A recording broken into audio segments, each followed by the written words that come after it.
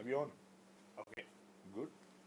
So, very warm welcome to everybody who's right now applying for the Bradford Award and has logged in to be in this workshop, uh, which is a playwriting workshop from the Jawaharlal Nehru University in New Delhi. We have actually been doing this workshop for about 5 days already. Yeah, today is the sixth day of this workshop, and this particular module is about 3 questions which can be used in order to think about how to start writing a play. And when does, and I'm here with some students of Jawaharlal briefly before we, our friends who are joining us online.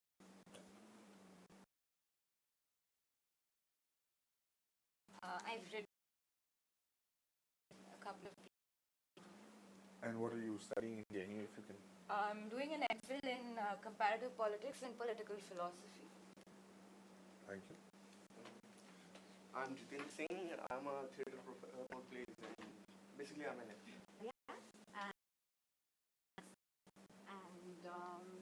I've been in comparative politics, and this is the first time I'm a beginner as well. My name is Shilpi. I haven't.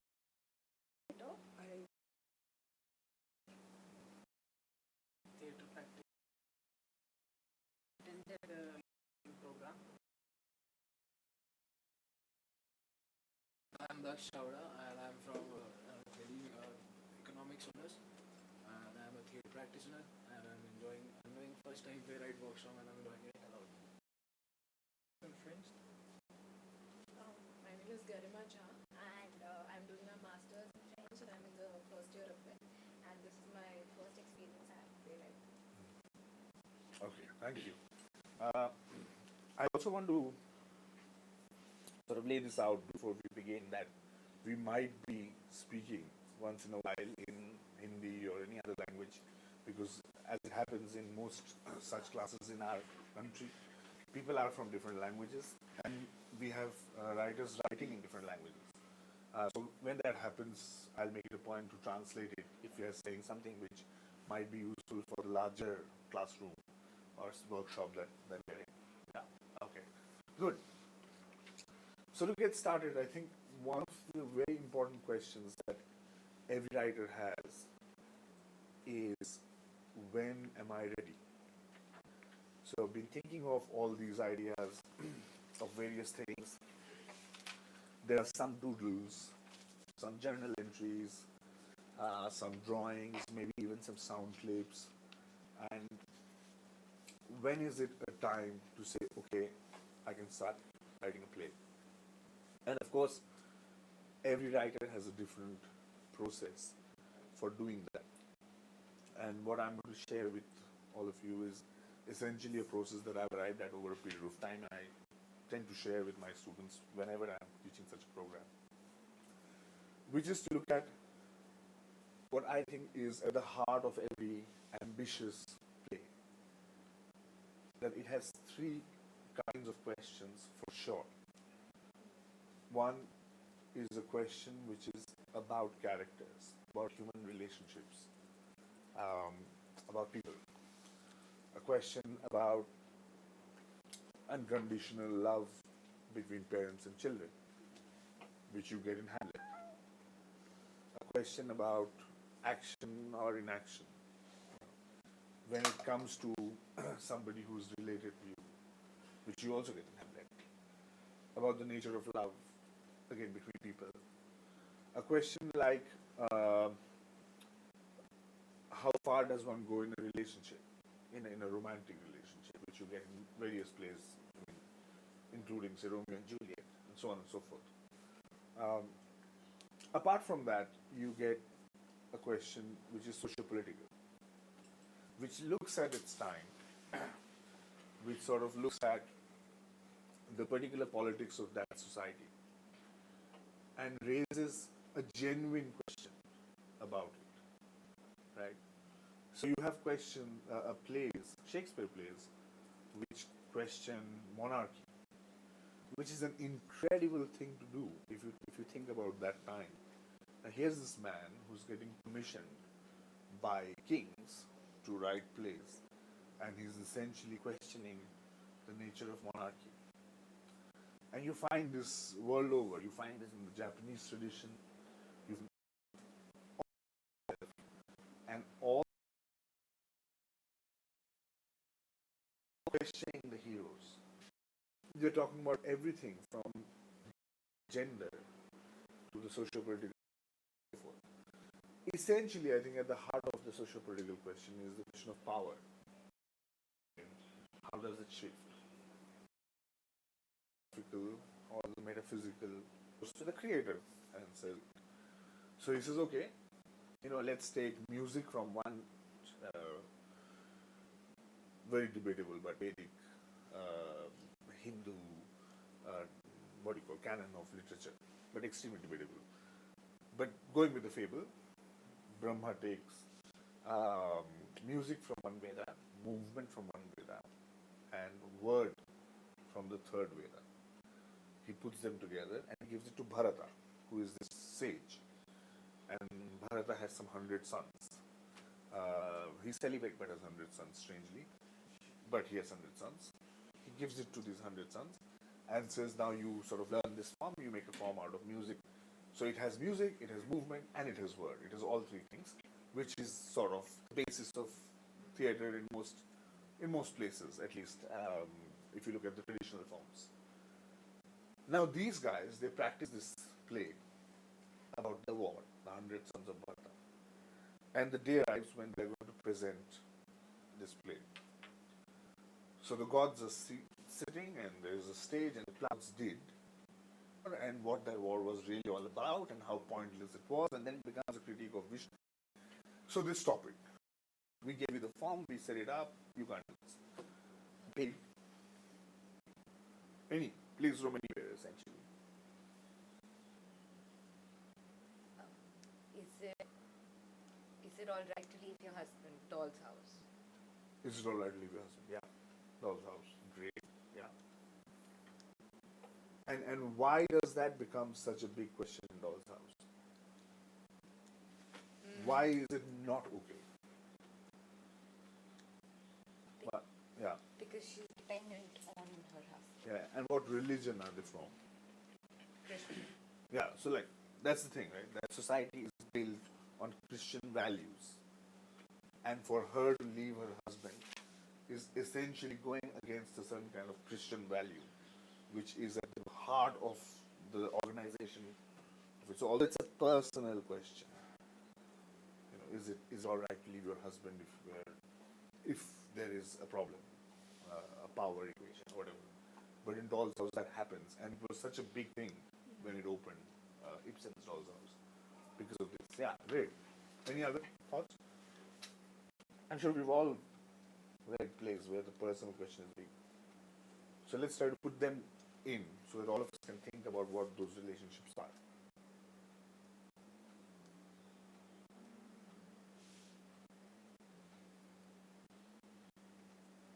The question of love in Anton Chekhov the Bear. Yeah.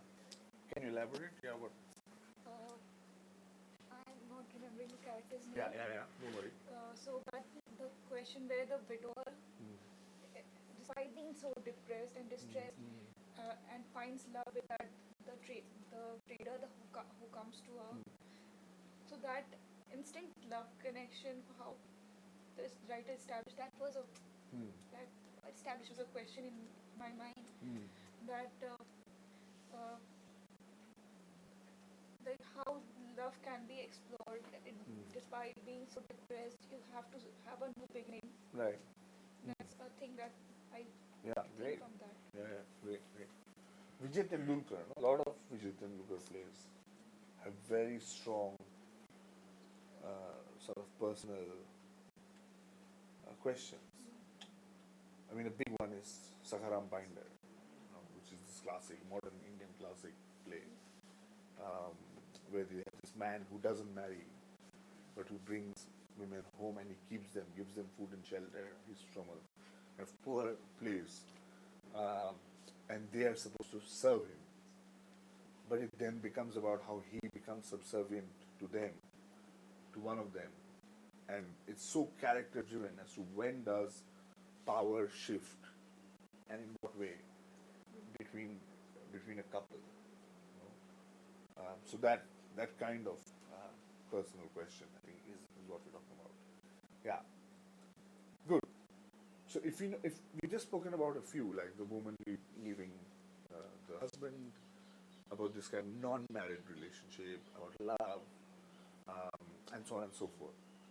So let's just start immediately with the first exercise, which is that we take about, say, 2 minutes, and you think about what are some of the questions about relationships, you know, which concern you, which bother you, right? And the thing to keep in mind is they have to be questions. They can't be truisms. Like, should you continue to love somebody if they are terrible to you? Like, you know, I mean, it might end up being a truism, like that kind of thing. So find a question that genuinely is a question, and maybe just 2 relationships that you can find, and let's say 2 minutes, and write that down. Yeah. Okay.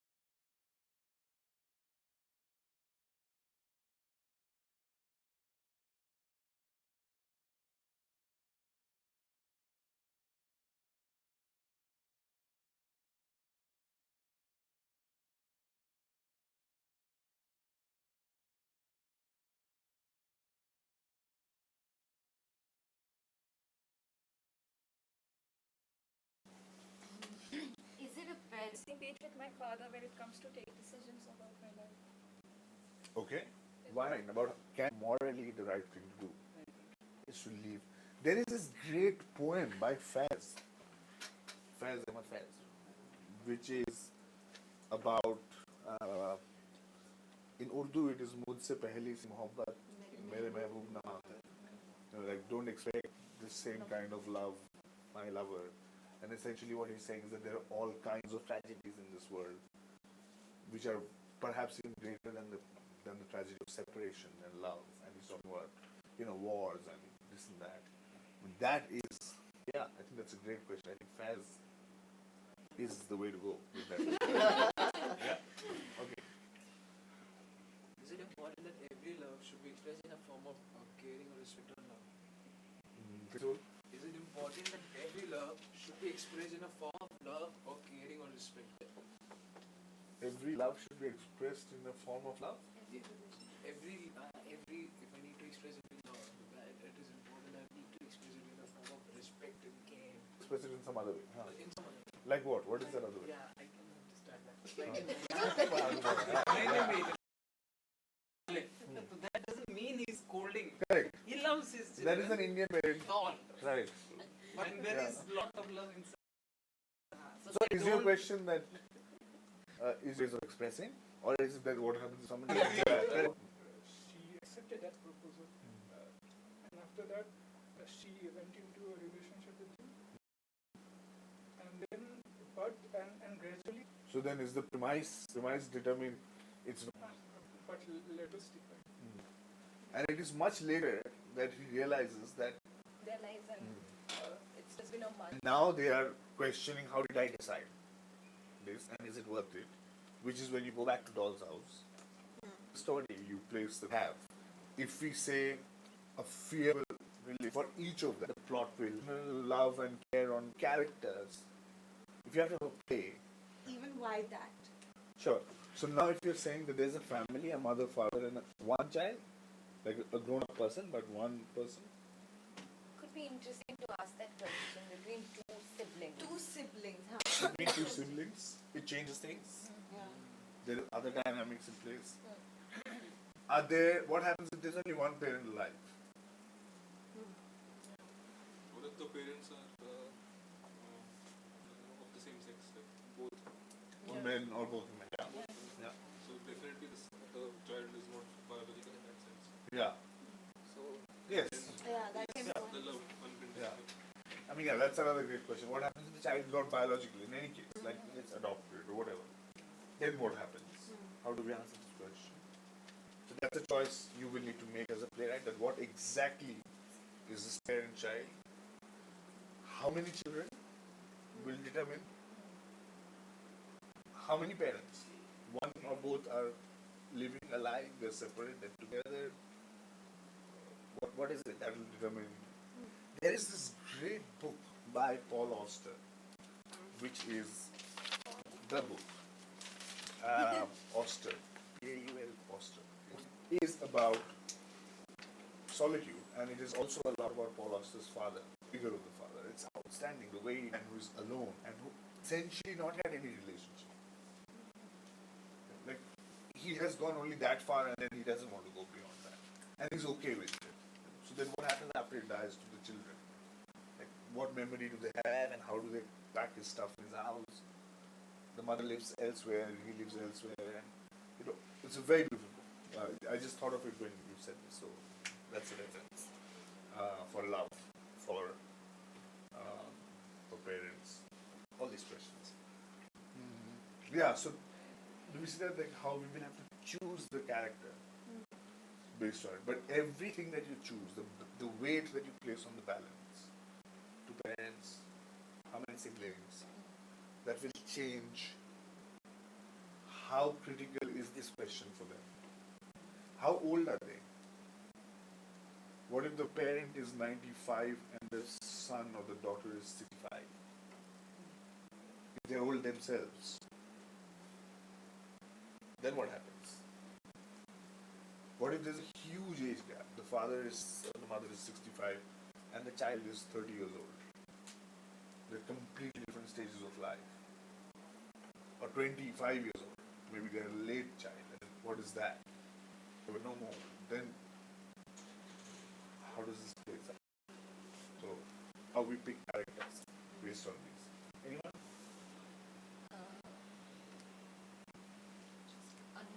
Unconditionally protect the child.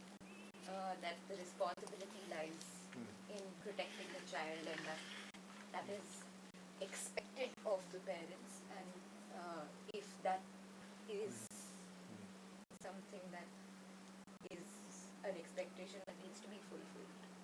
So, who would you choose as your players in this story? I think the dynamic between a mother and a father of a child could be interesting, because the conventional roles of protection that both play are Right. different, and that might be this place of conflict. Great. Yeah. Don't you think, I don't know, but the image that came to me was of a single father and a female child. Like, mostly this whole unconditional protective thing always comes along with fatherless figure, like especially talking about Indian subcontinent. Maybe the father is liberal. He's like, "हाँ बेटी जो करना है कर." But then it's the societal pressure also after very, oh, she's doing this, she goes out in shorts. Don't you want to tell her something? Or she comes home by 12 o'clock. It's late. You should scold her or something like that. The Yeah. father taking on the mother's role. Yeah. In Again, the convention. yeah, in the conventional, yeah. There is another book, which is the only book. I would say many books, which are the only books that we have, called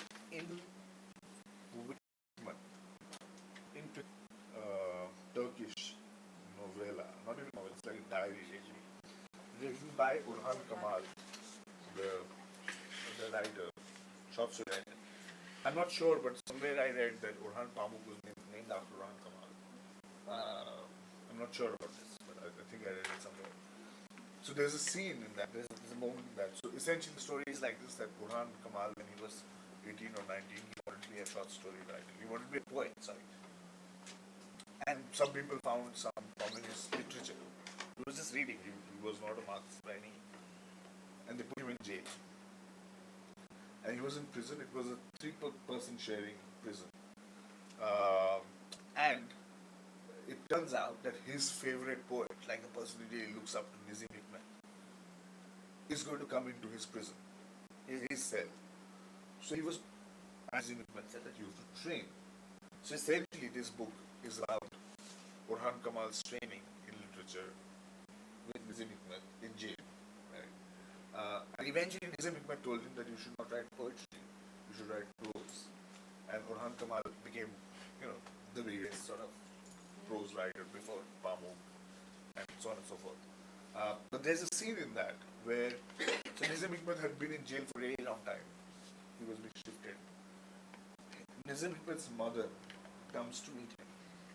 Okay. And she knows that my son is going to continue to be in prison. So she comes to meet him. Nizam Hikmat comes, they sit in front of each other. And she shows him some paintings. And they're beautiful sort of landscape, in a way, very British, Victorian type paintings. And Nizam Hikmat says this is all bourgeois stuff, it's great style, but it's nothing. What is this daffodil? Like, what is this mountain? This doesn't reflect anything that's going on outside. So he criticizes, and she says, show me your paintings. And he says, and he shows her his painting, and he says, these are rubbish, you have no form, you have no style, like you don't know how to paint, and this and that. So this mother and son are arguing about painting, and for the few moments that she has with him, and then she says, okay, now read one of your poems. And he reads this poem, and she cries, and she says, this is my son. This is the son I've left in prison. It's so heartbreaking, that moment. It's this kind of a mother and son relationship. You want to protect, but he's in prison, and then and I don't think this is made out. I'm not sure, but I don't think he did eventually. Yeah. So then again, where, what is this, like a father and daughter, or a mother and a son, or whichever way. And what happens if the gender role shift between parents and good, great. So we have a sense of how we can pick characters, right? Should we take one from the love side? Who's going to do love? Characters. You want to do it? Yeah. Tell us your question again. Is it okay to leave a girl whom you love so much and she loves you the same for money, position? So who would be the characters in your story? Protagonist? According to me, male character. Because they can, so-called... When you with male, in your story, you would, considering that they're heterosexual, you would also need a woman, no? Obviously. Otherwise, Kutub Minar mein thodi jayega.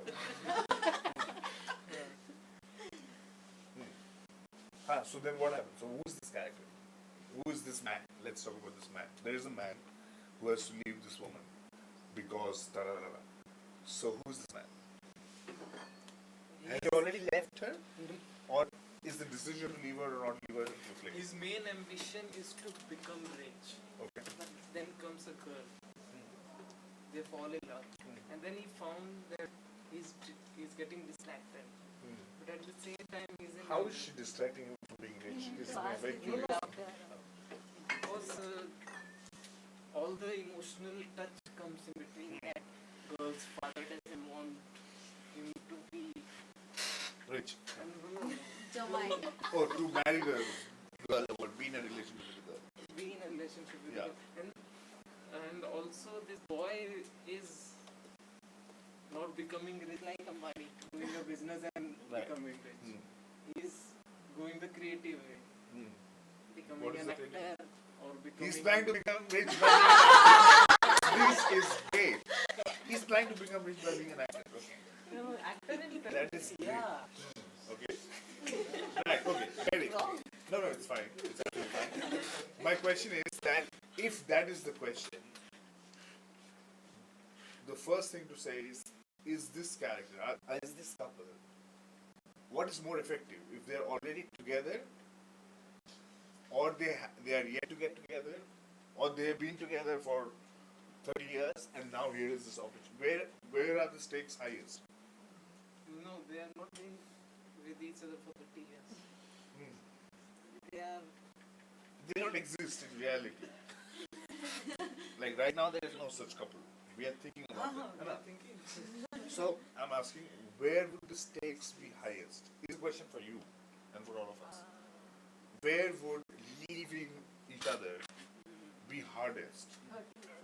If they have spent 30 years, built a house, they've been in love, and now he wants to go, or if they have met now and they're in love and now he wants to go, like where would that be? I think even if after 30 years they won't be the highest because after so much of time you actually understand each other's ambitions and there's not much problem in being separated for a while. Right. It's actually really problematic in the initial stages of the relationship where you don't want to be separated. And So is it about a separation in the sense of going away in different cities, or is it like going away? parting ways. Yeah, forever. parting ways. Parting ways forever. Yeah. Right. So I mean, there is all that plot question about what is it that is so difficult about being with her and getting rich. Yeah. That she has to part ways. Yeah, I mean, that comes. There comes the that's fine. question But that yeah. Yes, say. 30 years, after 30 years, why will they part ways? I don't know, I'm asking. No. According to me, there's no question of being with each other for 30 years. So how long have they known each other?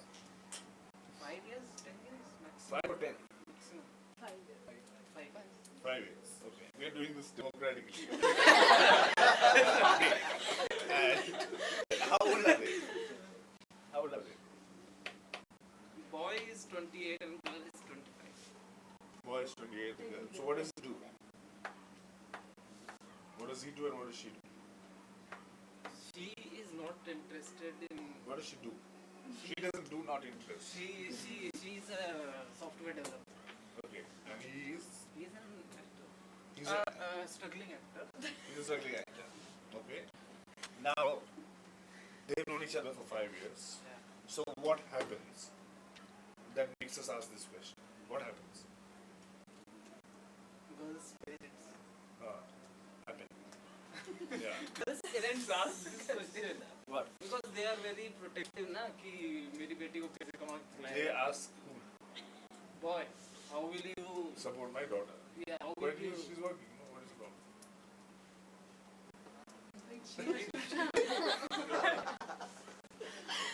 Who has the problem? The parents or the boy wants to move out? He says that the man wants to The boy is moving out because of the parents. The boy didn't love Oh, okay. So then there is a different question. No? Then we've changed the question. Great. Let's hold on to this before we move to the socio-political one. Which is, if you're asking the question, does he leave her because of ambition, etc., etc., your plot needs that to be the problem. If the girl's parents are the problem, then it's a different question. It's got to be between the two of them, right? Like if he is getting a job in a law firm. For example, like you, the great one is Angels in America. This play called Angels in America by Tony Kushner, which is the play and the book that you should read. It's incredible. Angels? In America, Tony Kushner is the first part of Angels in America, where there is this character. He lives with his wife. Actually, he's in closet. He's yet to come out of the closet. He's homosexual, and they are married, but they don't have a physical relationship. The wife's beginning to kind of lose her mind. She begins to hallucinate and she begins to see people in the house. She just stays indoors and he goes out. He's a lawyer and he gets this job to go to Washington and become really sort of powerful. You know, an important lawyer. When he comes to his wife and he says we'll move, she says we're not going to move because now it's important for me to stay here. And in that case, he has to leave her because of his ambition, you know. And when he wants to stall it, when he tells the person who offered the job that I can't do this, actually that person tells him, you're being stupid. You're being absolutely stupid to do this for your wife. She'll adjust, you should go, you should do it. So there, you see, the question is what you have. But it is placed between those two characters. So whatever characters you choose, if you're asking the right person the question, make sure that the question is between them. It's not offset to a third. Right? So should we move on? I think we should, yeah. So let's say if we look at this scenario where we ask this person a question and we have some characters, main characters. Now we move on to the next one, which is the socio-political question. Questions of society, war, whatever, you know, gender, questions of power. Let's take 2 minutes, and if you can write down one or two socio-political questions which are of importance to you. Yeah, shall we?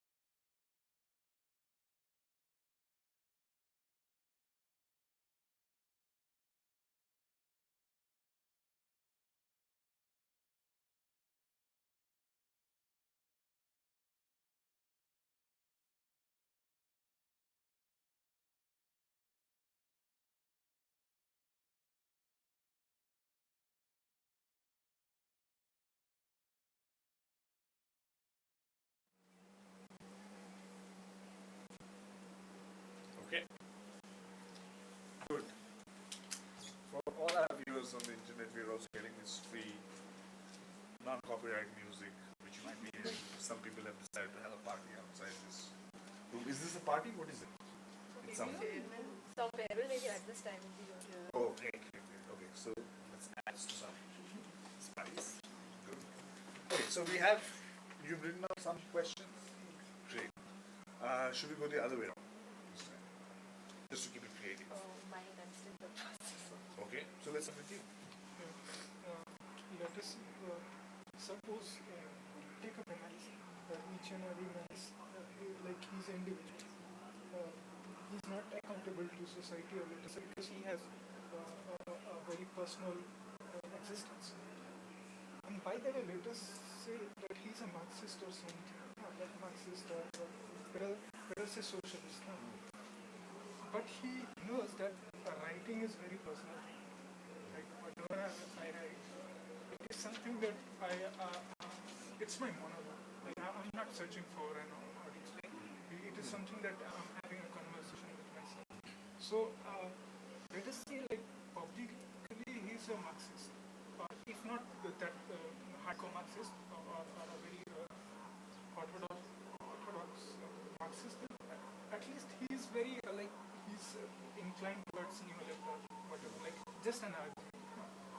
So let us say like, but his writing, he's not writing for a publication or let us say a drama to be staged or something. He writes for himself. Should he write?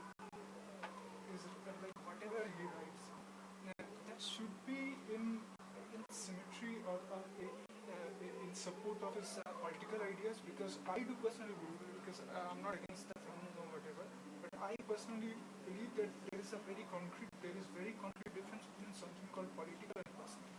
For me, that is like I can be an activist with anybody when it's like so.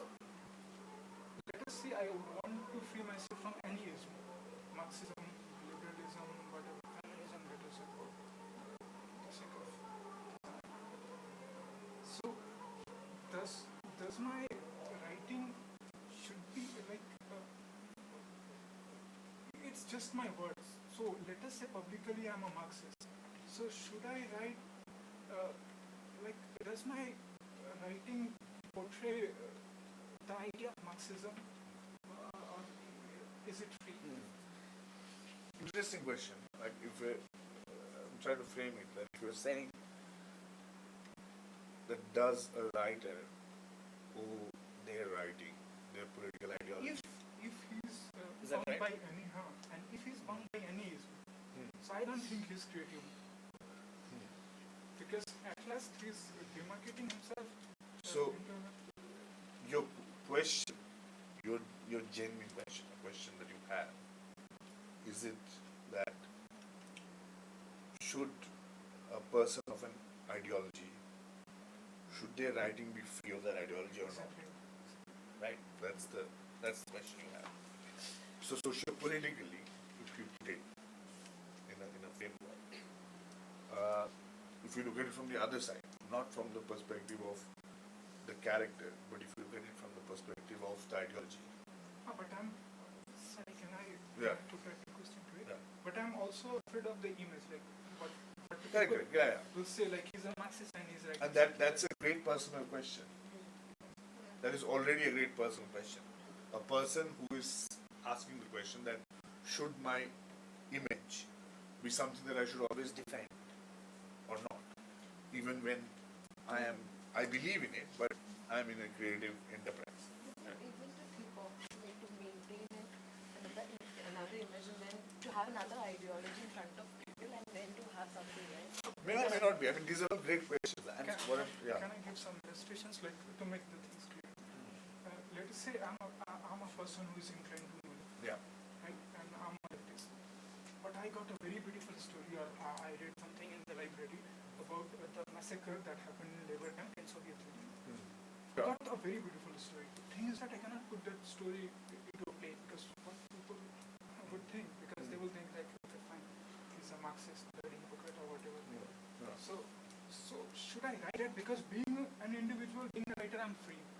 And I think we've got what you're saying. Like, is it essentially should your writing or your creative enterprise be free of your political ideology or not?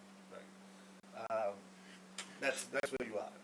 What I'm trying to push for, I'm trying to push the question a little more, is what happens if you turn it and you ask the question from the side of the ideology, then does the question become that should an ideological movement keep someone who is expressing his or her own views, which are potentially opposed to the ideology, still within them, or should they dismiss that person?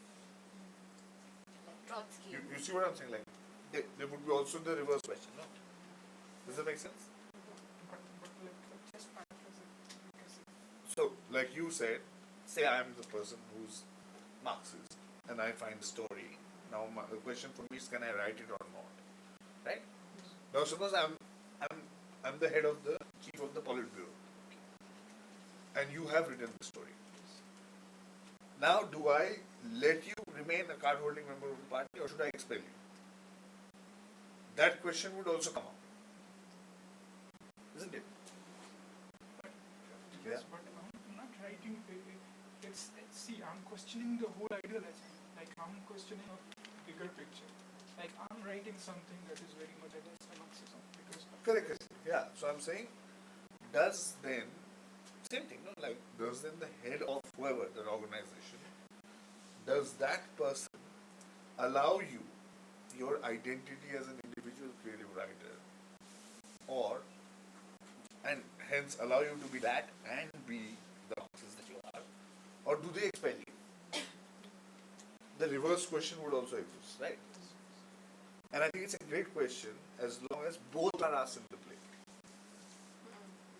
And you'll find this, like the great example is, we were talking I think the other day about Mayakovsky, in Stalinist Russia, who was his director, and just for the sake of people who were not part of the discussion. And in Stalin's time, when people started leaving the theater, because his plays were not celebrating the Stalinist movement, the communist movement, in the kind of social realistic form. Annoyed because it was not nationalistic. Walk out because to pass a moral judgment of how he was not being national. Go. Identity as a doctrine, right? So I guess the question I'm asking is that if we know this, okay, let's go with this. Where would you place the story? You asked a question earlier. Let's say these two questions are part of the same play. In the last case, who did we say the characters were? a person Who proposed the girl? And then what happens there? Remind me. he lied to her that Yeah, he lied to her, and etc. Great. Let's say that's the person's question. Now, this is the socio-cultural question. and this ghost of lie is like it's in both the Is in both places. Yeah, great. I mean, that's the point, right? You're essentially writing the same play of all your life, actually. this question of personality. You know. Publicly he loves that. Yeah. Personally he has no idea. So if you now think of that character who also has this plot, who's also this writer guy, who is Marxist but wants to write this story, and he's having this in relationship with this woman, where would he be?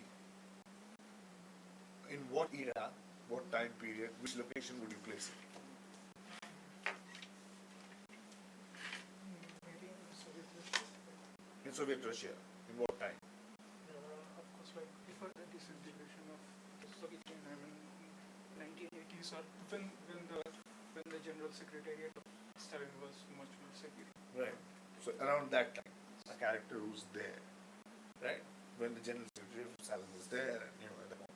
What other possibilities do you have? Let's look at 2 or 3. Yeah. He's an activist, Where? to the Communist Party of Russia. So that's one option. Next. Very much inclined to For English and the whatever Tiananmen Square massacre. Yeah. During the Naxal movement in West Bengal. Or even in Cuba. In Cuba. In West Bengal during Naxal movement. Right. So you can essentially move this. You have the question. Now it's up to you where you want to place. It can be in Soviet Russia, it can be during Lenin's time, Stalin's time, it can be Cuba, it can be in the 100+ movement in China, it can be in the Naxal movement in West Bengal. You have that map. Now it's up to you where it is, right? So from the first question you found some characters. From the second question you can determine place and time. and also add plot. Yeah, good. I think we're running a bit late, so let's pick up two more socio-political questions. Actually, let's hear all. Yeah, why shouldn't we hear all? Yeah. Why should we fake in front of some couple of people just for the sake of an organization? I just wanted to maintain myself in that particular organization or society. Why should you fake? Why should we fake in front of some couple of people just for the sake of an organization? For the sake of an organization. Okay. Whatever kind of organization it is. Yeah. Just wanted to maintain myself in that particular organization. Great. Great. Yeah. Good question. Is it okay to forgive your enemy despite being known of the fact that he has not changed or he doesn't want to stop the fight and you want to stop the fight? Right. So, is this question a socio-political one? Or is it a personal question? It depends on what kind of enemy. Like, is it two armies? Is it, are they, like, what is the enmity about? Is it a socio-political enmity or is it a personal enmity? No? That would determine it. If we are two warring soldiers on the border, if we don't have a personal problem, so to say, but we're warring enemies, then it's different from saying if we're enemies in the sense that personally we have problems. So again, in terms of socio-political questions, really it's important to be specific about then the time and place, the options kind of clear up. Yeah. Character or personality for her. It will come to me. Which I had heard in a rehearsal, which was about this decision of, was it, no, I think it was a Chilean play.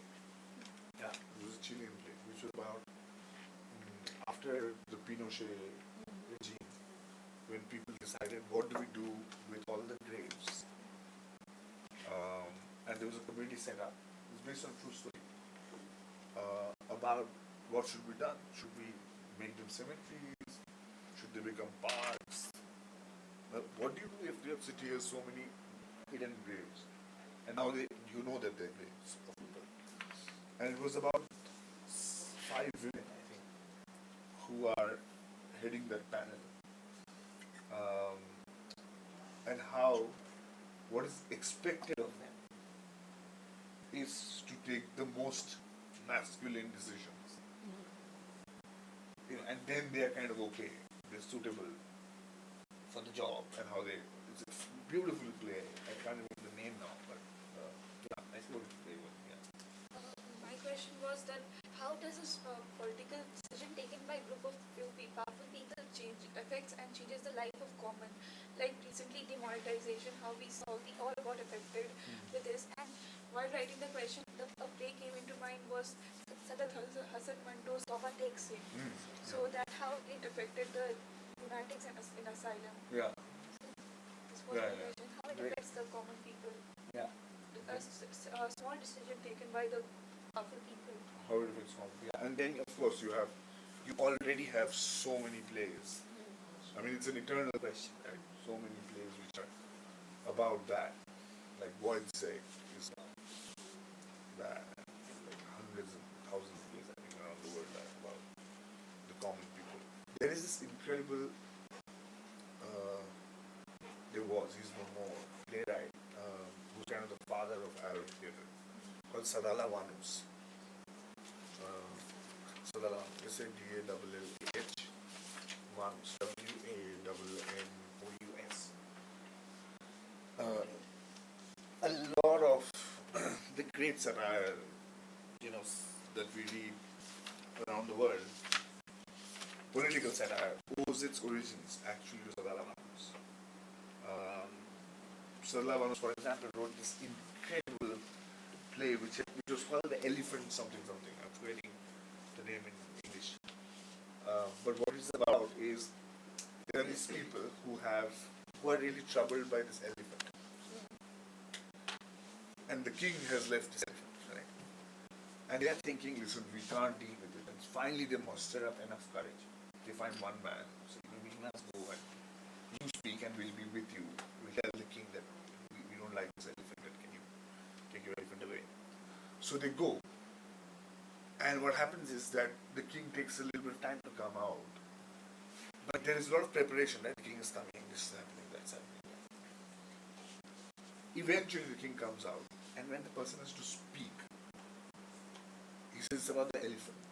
And the king says, what about the elephant? He says, we love your elephant. Your elephant is great. They've got so used to not raising their voice that they don't know what else to say. So the king says, great, I love you, all of you. I will give you one more elephant. And he sends them off with another elephant. And it's a fantastic play about how people just can't work out now. Whose fault was it? That they couldn't open their mouth when the right time came. So this is great stuff by Salam. That stuff. Yeah, but that's a great question, how it affects. So my question has also been built in terms of how does surveillance affect people in their everyday life? Yeah, great. Can you elaborate? Camera, how does it change our behavior? Whatever. Yes.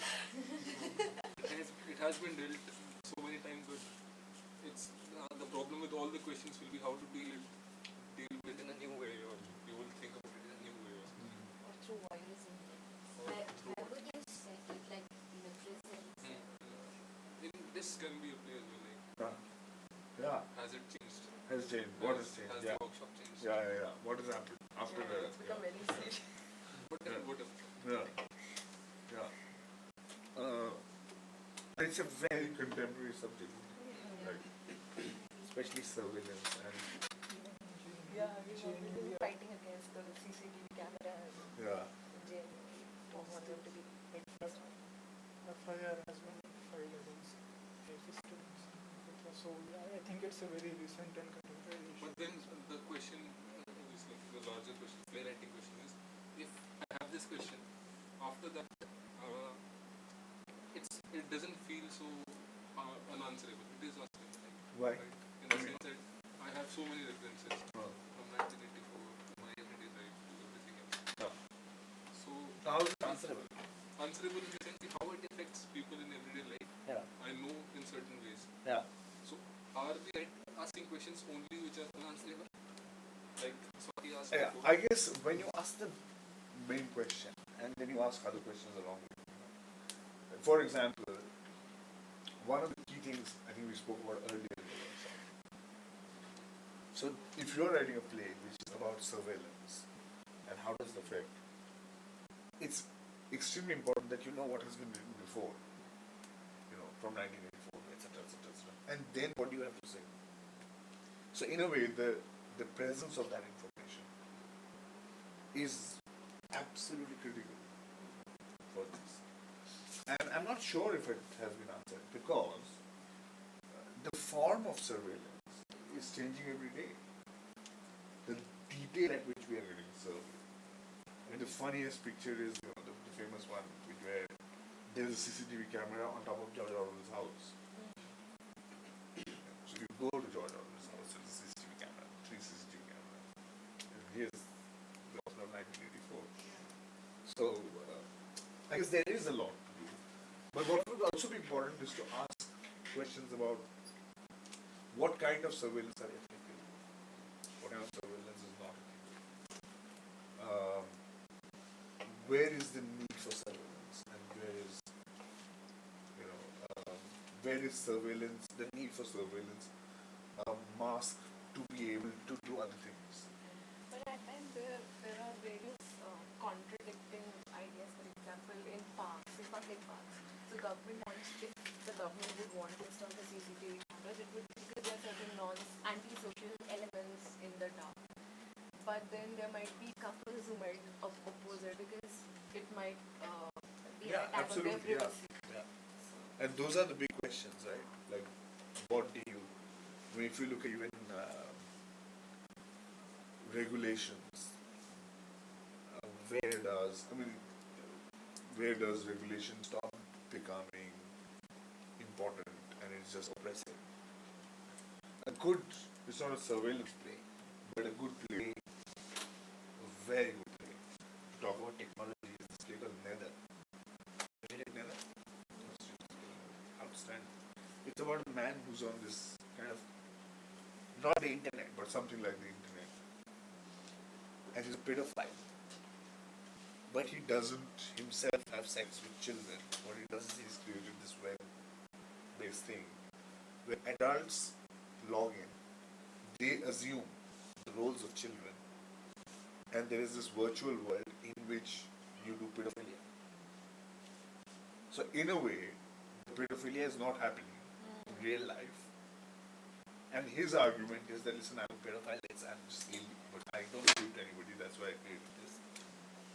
But the other thing is that as a moral question, so legally you're fine because the adult is posturing as a child, but then you're creating this space where you're actually in a pedophilic relationship with a child in your head. So what does technology do? What moral question does technology raise which cannot be raised outside of technology? Is the big thing. Like the questions that came up after the invention of the cannon are extraordinary. Like, how do you kill so many in one go from that distance? There are some incredible, sort of travelers' diaries around the period of the cannon, where people have written about, amazed at this thing called the cannon. Yeah, you did come here, you just did something from a distance and so many people died. So how technology raises new moral questions. Yeah, great. So my question was, is it necessary to have a governing body, borders, institution of state? Whatever I wrote again was, even though such governing bodies are formed to protect or provide equal opportunities to everybody, say in a democracy, do they really do it? Do they really fulfill the function? They just become dominant, like in the power politics equation. So if we take into consideration a democracy, it's like they are there to, see to it that there's equal opportunity and everything and all of that. Right. But then, while doing it, they themselves become the dominant, persona in the whole power politics situation. Great. Now the question is the question going to be at, do the institutions of democracy become undemocratic, or is it going to extend to, is democracy in trouble? Yeah. It's the idea of democracy, not the final idea of political thought.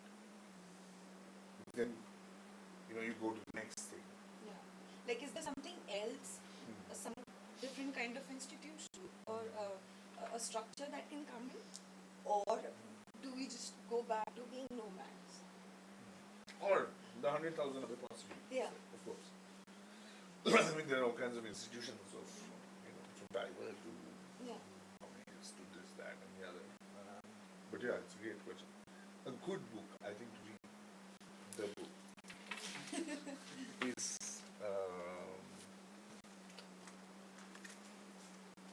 what is it, from the east? From the ruins of the empire. From the ruins of the empire. It's an outstanding book which essentially says that the biggest, if we don't consider the biggest event of the last century as the Second World War, as we've been told, but decolonization is the biggest event. How many people fought the Second World War, and look at how many people got decolonized. What is the bigger thing, really? So, and if decolonization is the view of the world, then during decolonization there are three options. One is the capitalist view, one is the Islamic sort of caliphate, that possibility, and then there is the communist possibility. And it's not just the simple sort of communist capitalism. And then he kind of elaborates country by country, from Taiwan to Iran to Philippines, to all kinds of countries which are just completely foreign in the whole sort of narrative of the Second World War kind of led us to existential. It's a great book to read, I think, to think about. I was actually also thinking that if we think about any of these structures, forget to take into consideration, or when the theories are being written, they forget to take into consideration the whole humanitarian approach to it. Like, we are humans after all. So if we are given a position, there will be a chance that somebody will try to misuse it, or go against their limit and do something very stupid. What was your last question? And who were the characters? The last question was: is it binding on a child to take care of their parents? Yeah. And also vice versa. So you were thinking of whether it's both parents, one parent. Yeah. So for now, for the sake of exercise, what would you like to go with from the last answer? What combination of characters? Let's say.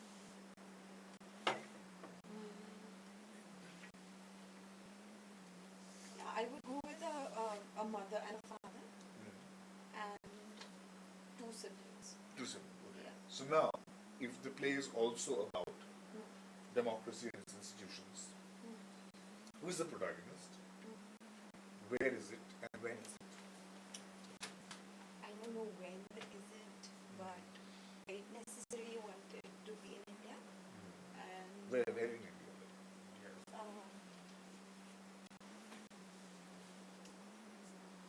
Maybe like a kind of a area which is near to a tribe, but which is kind of urbanized, but near to a tribe. Right, So okay. they see everyday Yeah. things.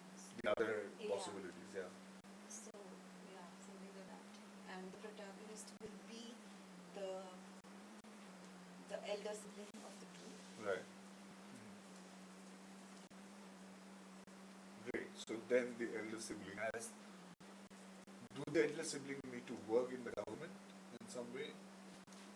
Or what would be the elder sibling's relationship to the government to be able to question Yeah, might be working with the government. some Yeah. kind of relationship? Or might be like being a social worker or an activist working for the tribes.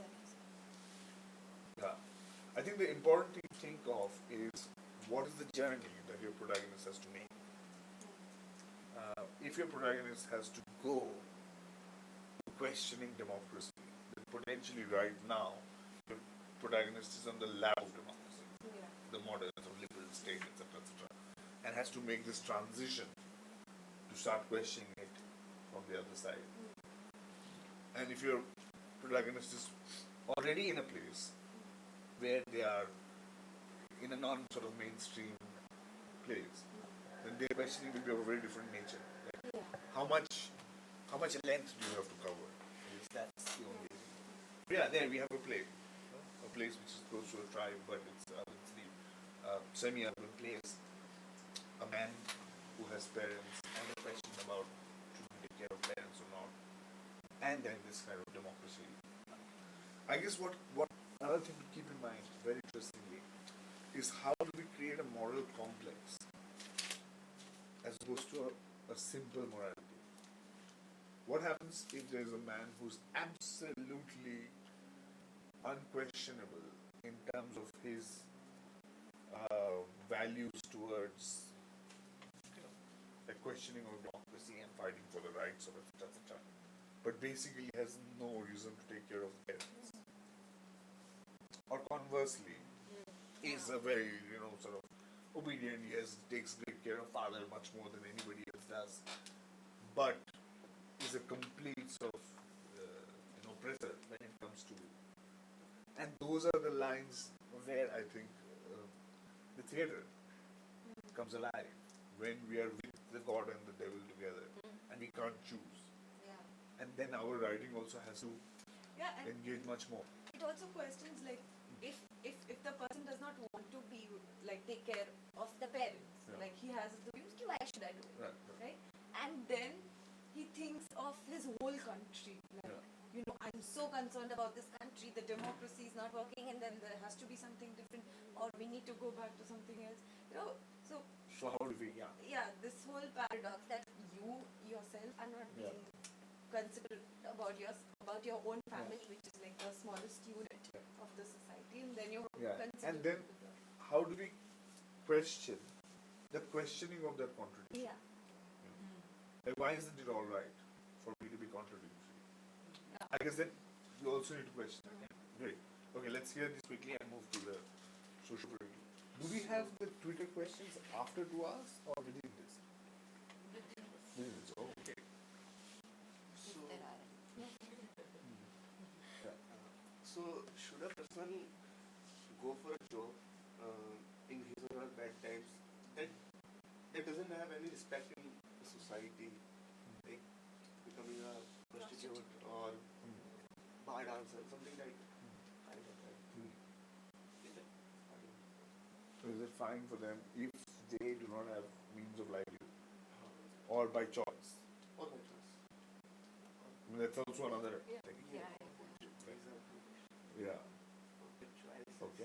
But jobs that are looked down upon in the society. Any job is looked down upon in a particular society at a particular point of time. You know, and I think that would also make a huge difference in where you set your play. Yeah. Or if it is set in one time, or is it set in different time periods? Like, you know, what if it is set in a time period where exactly the same proof is absolutely fine? There's no problem. You know, and then there is a problem in There is our also society. matters. So what happens is how much of our experience is mediated by the morality of our time?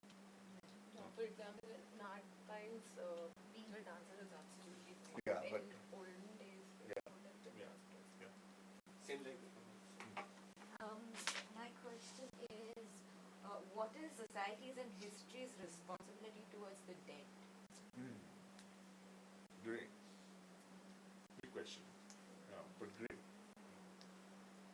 Okay. And then of course you can choose time and place. So on and so forth, depending on which death, what day. When is it imperative for a society to choose relationship with the dead? After what event does it become important? And how long do we disregard that as a decision? Great. Can I ask you? Yeah. So, any performance, should I say media, or let's take cinema. So, is cinema actually accountable to the people who watch it, or is it just an expression or just a form of art? Because there are a lot of times when cinema is blamed for corrupting the society, whereas the fact is that cinema itself Yeah. takes a lot in the society. Like any popular form. Yeah. you're saying. Yeah, absolutely. Good question. Again, a question would be when do you place it?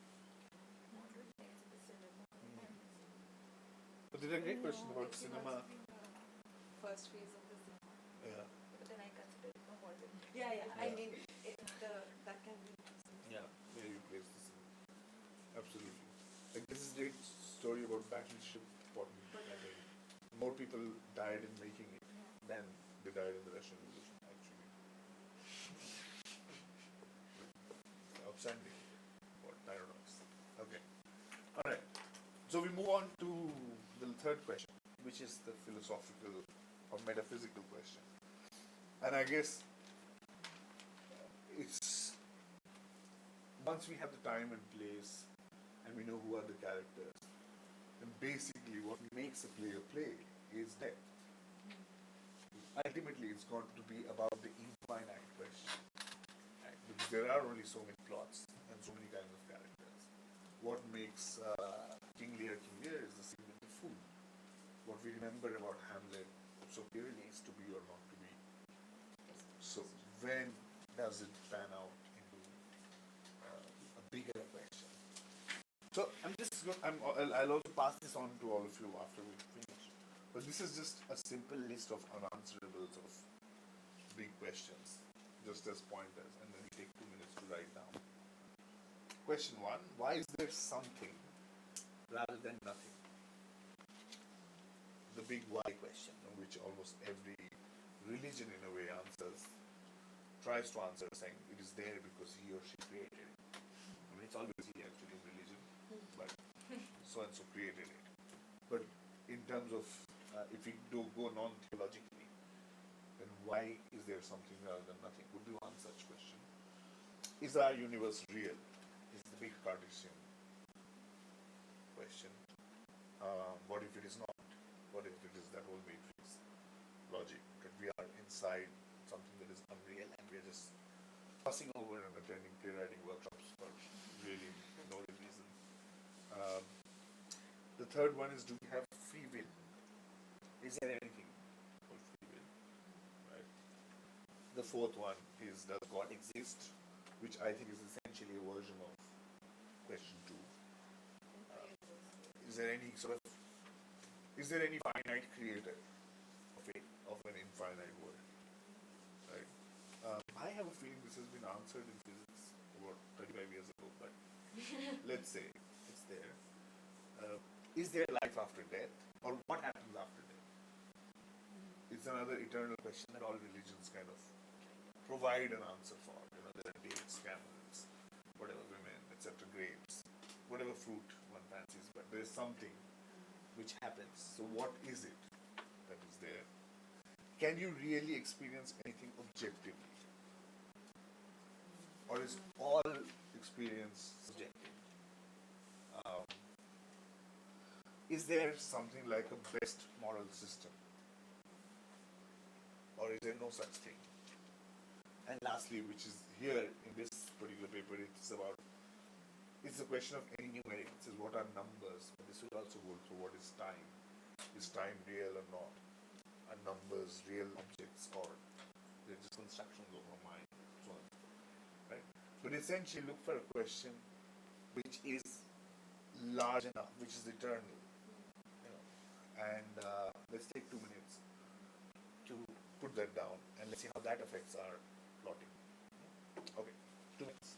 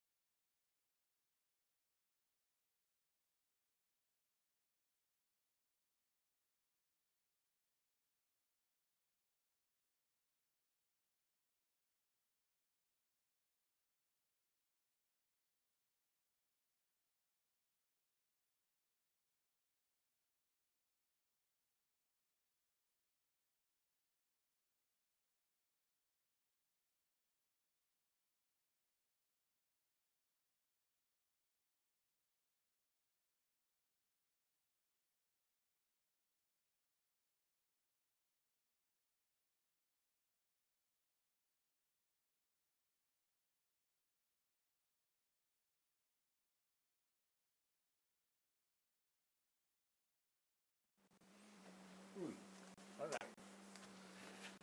Let's hear these. We'll start with you, Swati. Are we equal in depth? Brilliant. I have 3 questions. The second one, is any knowledge possible? Or is it only inherent to the method that you use to gain it? Yeah. Similar to the objective. And then, is there such a thing as altruism, or are we always in some selfish pursuit? Great. Great. Lovely questions. Yeah. Can you pull that later? Yes, absolutely. So the first is, what is morale, or what is morality? And then, like, just an extension, the questions of subjective, objective, and then the nature and nurture questions in psychology. So that. And the next is, I don't know why I have this, but will they ever know? Go. Like anybody who's be anybody a person is dealing with. So if say so what's up? So yeah, nothing, it's fine. But then it's always something more. And even if the person is very close to us or whatever, maybe a psychologist also, anybody the person may be, it's always we never tell the whole truth. Or also then the question is, what is the truth? Okay, great. Good. Let's hold on to those. Yeah. Moving forward, is truth always more important than belief or faith? Okay. Is truth always more important than belief? By saying always, you mean your question also includes when is it and when is it not? When is it and when? That is the question. Yeah. Okay. Okay. A bit of a very larger question, like, what is the purpose of human existence or life? Yeah. Great. That's. And there are three questions which I think every religion tries to answer. No? Where did we come from? Where are we going? And how should we live here? Like you put these three together, and some fairy tale, you got it. Like three of these, and a figure, like a mythical figure. And you got it. That's it. That's all you need. But yeah, these are eternal questions. Yeah. Is there a single truth or is truth always subjective? Yeah. There are two. One is love or hate. Which one is bigger? And Which one is bigger? What? more powerful. In terms of driving. In terms Yeah. of driving. Yeah. Yeah. And who is the creator of destiny, man or God? Who's the creator of destiny, man or God? Destiny. Okay. So considering there's a God, then who's the creator? Yeah. Considering there is Okay. a God. Good. Very good. There is an Yeah. Is there something called black magic? Yeah. Meaning, Kala is there something called? Does black magic really exist? Is it a metaphysical question or is it a proof question? Like, is there Cinderella? Is it a philosophical question? Or is it like a proof question? Like we find out and we say there is Cinderella, or there isn't? Is it that kind of question? I mean, it can inform a play in a great way. Like if you set it in a particular place where black magic is a thing, and the experience of it is real and all of that. But then the question would be slightly different, I think. Would be that if people experience black magic objectively, is it still falsifiable? Is justified true belief true? Yeah. Like if I have a completely subjective, objective view of black magic, and my mother got all right, then what's the problem? That could be, I think,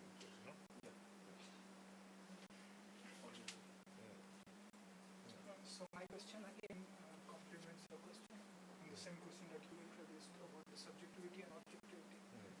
Let us say, like, what is the work? Like, Question, Bana. No, because I have to explain. You cannot get that. First you tell me the question, and then you decide whether I get it or not. So the question is like, whatever we say, take a premise that's creative, that's fictional. That means it's live, right? So can a person really can he spend a life saying only truth? Because and keeping in mind that truth doesn't exist, so how he can live a truthful life? I can really connect this question to the previous question. Like Just say that again once more.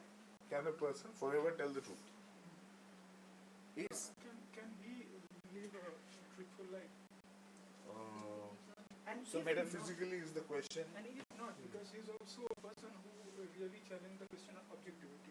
He really knows that there is no objectivity because we have a difference in our faculty of senses, that we cannot experience the same kind of thing. Correct. So there is no truth because there is no objectivity. But let's forget all those philosophical debate like truth has many facets and Why should we forget that? That can inform your play in a very, very meaningful No, manner. because that got a paradox. That's why I'm saying. So let us say, like, but it's only like see this, like again. Let me problematize my own question. First, you ask the question once. So So the can question a was, person live a truthful life, keeping in mind that truth doesn't exist, lead a truthful but life. he has a desire to live a truthful life Right. because his girlfriend is complaining that you are not truthful. You lied to me 6 months earlier. So in this personal life, there is a sense His of part there is a is- truth and I must adhere to it. And his party is also condemning that you are not a Marxist or whatever you are. Yeah, something like that. yeah. The thing is that at this position, he came to a point that truth doesn't exist. Yeah. But the whole world wants like him to speak a truth or like whatever. Yeah, Just great. generate this statement that is true. Yeah. He knows. Let us say he spent like he dedicated much of his time to philosophy. Right now, he is at a point where like he got his eureka moment that there is no truth. Yeah, the yeah, Buddha of got that, like, there is no Yeah, truth. there's no truth. Yeah. So he can't speak truth. Is it logical or isn't it logical to behave like a mute artist? Like this is the time. I'll never say anything. I'll be a person like somebody who's like. Yeah, you got it. Yeah. my life. I'll say nothing because I just want to live a truthful life. I cannot say a truth. I'll be somebody who will not say anything. I'm a person who is like who's dumb. There is great value in sort of unpacking this right now, I think, because here we have a scenario where we say it started with a person who had a question about love, right? And truth in terms of that. What if that saying yes, saying I love you to a person in a relationship when it did not mean it, what happens to that? It extended to a person who's a Marxist, who's who's writing this, and then this sense of truth and not. Again, average is like they used to forecast the future and whatever Yeah, truth is like economics to do and same thing. Absolutely. And I just don't take this question mechanically. Like he cannot speak the truth, but he write. He can Yeah, write no, the no. truth. Yeah. Like the question of becoming a writer is also in doubt. Yeah. Like a person cannot write anything. Yeah. So the question of like becoming a writer or becoming somebody who can like Yeah. express any form of expression is again in a big circle. A bit. Yeah. And now you've extended it to this, So this to the question nature of being. leads to the biggest existential crisis problem. Yeah. Like should he really exist? Yeah. He cannot express, but he cannot express in a very truthful manner Yeah. because there isn't any. Yeah. Great. And then why is death so stigmatized? Yeah. So the all question like. And I think like he got just to now illustrate something to the rest of the group from what you're saying, if we really look at the strength of this, is that already this is aligned. But it may not be aligned in the beginning for everybody. It may not be. It may be that you've been thinking about a play for 3 years and you have 3 different kinds of questions. But I think there is something of value to say that why do I have these questions? And to what degree can I align it? It may not be as neatly aligned as this is. This is a stroke of luck. If you are thinking about this and it has happened, and it is great that you have something, But in many cases, you might have to choose it in such a way so that you align it. Once you align it, the great thing is that each one of them will start informing the other. And it will become dense. So you have enough to play with. Enough to say, these are my characters, this is the place, these are the big questions. Now, which is the question I'm asking scene by scene by scene? And how do I move towards a kind of thesis, a big argument of all the 3, at least in this kind of scenario. I have Shall a we? question. Yeah. So this person, Oh, yeah. No, go ahead. yeah. Yeah. So this I think we person, can go lower. he doesn't believe in truth.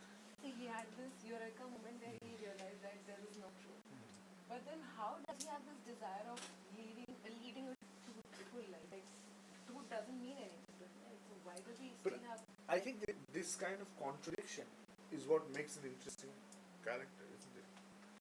Like there is a fantastic, again, an adult film, which one is the one where he comes back? He's a Marxist leader and he goes away and then he comes back. I'm forgetting the name of it. Vidayan, actually. No, not Vidayan. This is a different one. It's an extraordinary Aru Gopalakrishnan film. Aru Gopalakrishnan being this great art house director from Kerala in India, where there's a guy who's a hardcore sort of union leader, and everybody's looking up to him, and then something goes wrong in the first half of the film, and he disappears. So the movement has collapsed. In the second half, one day he suddenly walks in to this town or village or whatever, and everybody's expecting this guy to come back. They have his pictures on the wall, they're expecting. But he has gone absolutely quiet. He doesn't have a single dialogue in the second half. He's just quiet. He just comes, sits, he drinks, he looks at them. And it's really his pursuit of, he doesn't want to be that guy on the wall. Yeah. And it's very layered. I mean, I'm saying it very poorly. But yeah. Okay, let's move to your question. I think we are sort of out of time.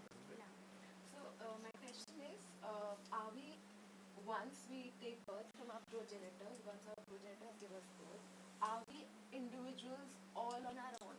Do we not owe anything to the society where we live, which nourishes us? Or are we not at all accountable to the society? Because we all need society's support in the times of crisis, but in happier times we all want to just withdraw and just get rid of all the responsibilities that we have towards us. Yeah. I mean, I guess the question is of two, three kinds. One is it's a question of hedonism. Standard hedonistic question. And that has a lot of work already on it. So it'd be great if you follow it. And the other thing is that so much of our society is about interrelatedness. What happens if this question is, in fact, I mean, it's just a thought. The question is, in which cases do we not need society anymore? And even if I don't need it, do I owe it? Something. Yeah, here Like- society playing the same role that parents played in that. That, yeah. Yeah, so when we don't need it, we just want to move out. And when we need it, we want the society to sort of. And of course, then your socio-political question becomes a huge thing. Because what society you're talking about, it depends on that. Like if you're in South Bombay, I doubt it makes any difference.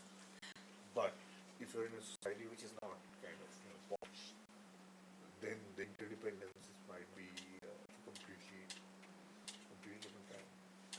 Yeah. Good. Okay. I think we're anyway in time almost to conclude. But just to say that I think you guys raised absolutely fantastic questions. And it'll be useful for us from here on to also share these questions with each other, because then, it's amazing what kind of questions came up from other people. And then look at, are my questions just my questions, or is there another way of framing my questions which comes from somebody else, potentially? And then researching. There is a kind of research that a writer does for the personal question, which is often by living, and also by, I think, reading a lot of material which exists on that relationship to inform one's thinking. About the socio-political and the philosophical, of course, there are all kinds of texts and work which exist. And at least in my own work, this idea of research is extremely important.